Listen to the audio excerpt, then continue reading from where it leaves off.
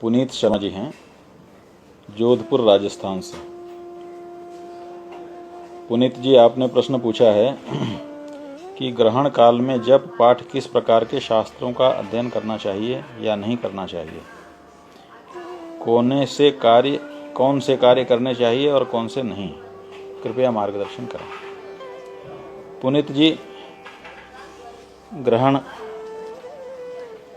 कई बार वर्ष में आते हैं और सूर्य ग्रहण और चंद्र ग्रहण के रूप में इनका भेद है।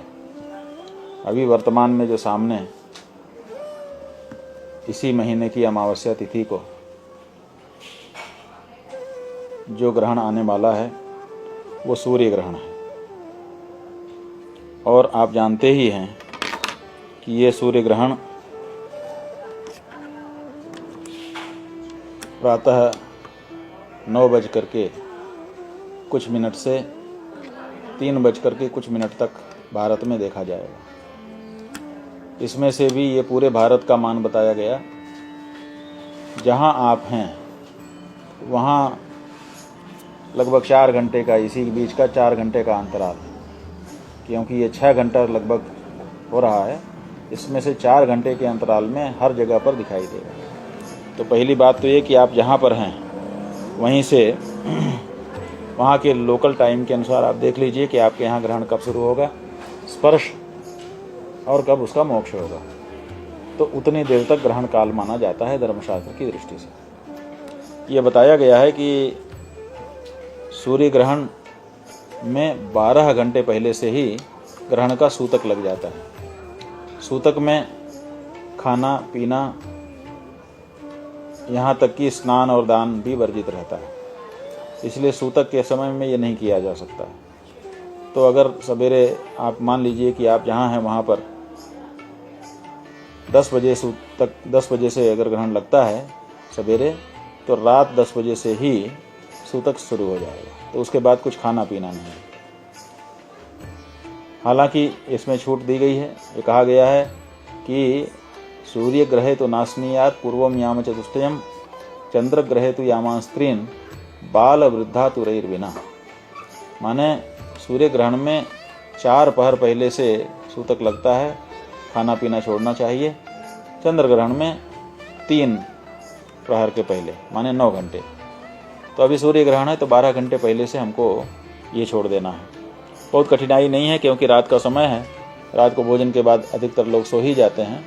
तो सवेरे उनको 10 बजे से ग्रहण शुरू होकर के दोपहर लगभग 2 बजे तक, या आगे पीछे जो भी समय हो आपका लोकल, उसके अनुसार दिखाई देगा। तो उतनी देर आपको निराहार रहना है, ये पहली शर्त है। दूसरे ये है कि ग्रहण के समय में, ग्रहण के आरंभ में ही पवित्र स्नान करके, अगर किसी नदी में है, किसी सरोवर में है, किसी तीर्थ में है, तो वहाँ स्नान करें।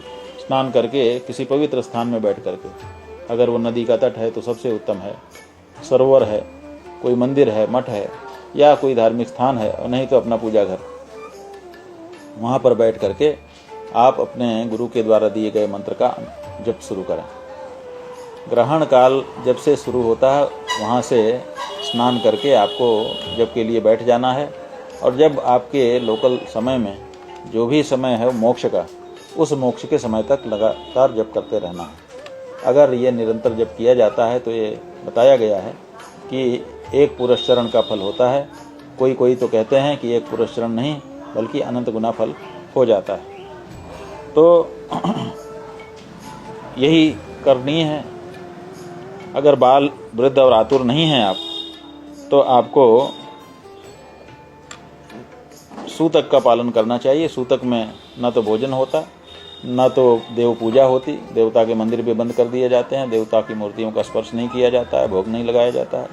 तो न तो आपको स्वयं और न तो देवता को। जैसे ही सूतक समाप्त हो जाएगा, मोक्ष हो जाएगा, उसके बाद आप भोजन आदि कर सकते हैं। अध्ययन की जहाँ तक बात है, आपने जप के बारे में पूछा, जप बता दिया। अगर आप मंत्र का जप नहीं करना चाहते हैं, किसी स्तोत्र का पाठ करना चाहते हैं, तो उस स्तोत्र का भी पाठ कर सकते हैं। पाठ और स्तोत्र में अंतर यही है कि जो स्तोत्र है वो लंबा होता है और जो जप है वो मंत्र छोटा होता है। दूसरी विशेषता यह है कि मंत्र को गिन करके जपा जाता है माला के साथ, जपमाली के अंदर, जप का विधान उसमें लागू होता है और स्तोत्र में पाठ होता है। जप उपांशु होता है, माने या तो मानसिक करें या तो मुंह में ही करें, कोई उसको सुन ना सके। और जो स्तोत्र का पाठ होता है वो ऊंचे स्वर में ही होता है, गा करके ही होता है, दूसरे सुन सकें ऐसा ही होता है, उसको धीरे से नहीं करना चाहिए।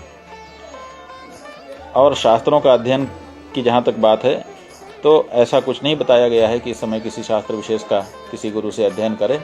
जो अध्ययन किया गया है उसी को पक्का करने के लिए ये ग्रहण काल होते हैं, इसलिए इसी अनुसार इनका उपयोग करना चाहिए। ये भी आप जान लीजिए कि जब से सूतक शुरू होता है और मोक्ष तक का जो समय है, इस समय में जो आपके घर में रखी हुई खाने पीने की वस्तुएं हैं वो अपवित्र हो जाती हैं। इसलिए कुश या तुलसी के पत्ते डाल देने चाहिए। अच्छा हो कि कुश डाल दें, क्योंकि तुलसी पत्ते डालने से भोग लग गया माना जाता है। तो अगर आप पहले से तुलसी पत्ता डाल देंगे तो बना करके भोग लगाने में आपको कठिनाई होगी, इसलिए पहले से कुश की व्यवस्था कर लें। और कुश के टुकड़े भोजन सामग्रियों में डाल दें। जो अनाज है आपके यहाँ, जो पानी है या जो तीर्थ का जल रखा हुआ है, उन सब में तुलसी का दल डाल दें। उससे उनकी शुद्धि बनी रहती है और जब आप ग्रहण का मोक्ष हो जाए उसके बाद उनका उपयोग कर सकते हैं। जो बना हुआ भोजन है वो तो बिल्कुल सूतक में तात्पर्यहीन है, उसमें तो कुछ भी डालेंगे तो अशुद्धि रह ही जाएगी। इसलिए बना हुआ कोई भोजन सूतक काल में या ग्रहण काल में घर में नहीं रखना चाहिए। ये कुछ मूलभूत बातें हैं जो हमने आपको बता दी, इनका पालन करिए और लोगों को भी बताइए। ग्रहण काल में जप अवश्य करिए, क्योंकि अनंत फल की प्राप्ति कुछ ही समय में हो जाने का ये सुंदर अवसर है। इस अवसर का लाभ प्रत्येक व्यक्ति को लेना चाहिए।